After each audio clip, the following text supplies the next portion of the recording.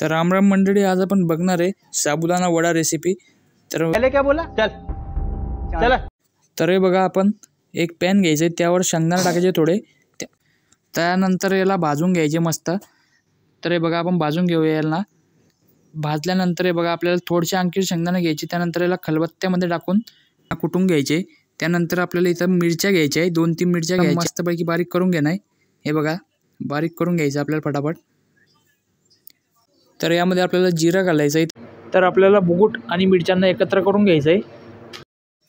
तर आपण उकडलेले बटाटे घ्यायचे। हे बघा, आपण उकडलेले बटाटे याला मस्तपैकी सोलून घ्यायचे। सोडल्यानंतर इथं बघा, आपल्याला मस्तपैकी यांना दाबून घ्यायचे, म्हणजे बारीक करायचे। तर बघू शकता, मस्तपैकी आपल्याला यांना।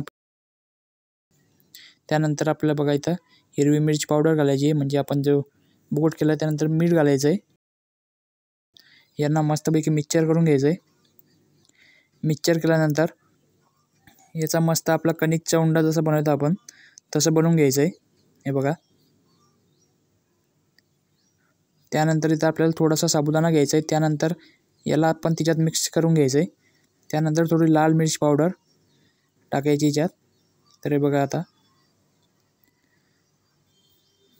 आता याला थोडे असे हातामध्ये घेऊन आपल्याला गोल गोल करून घ्यायचे। तुमचे शेप, तुम्हाला जो शेप आवडतो तुम्ही त्या शेपचे बनवू शकता। आम्ही गोलच बनवतो। तर एका कढाईमध्ये आपल्याला तेल तापवून घ्यायचं आहे, गरम होईल तोपर्यंत।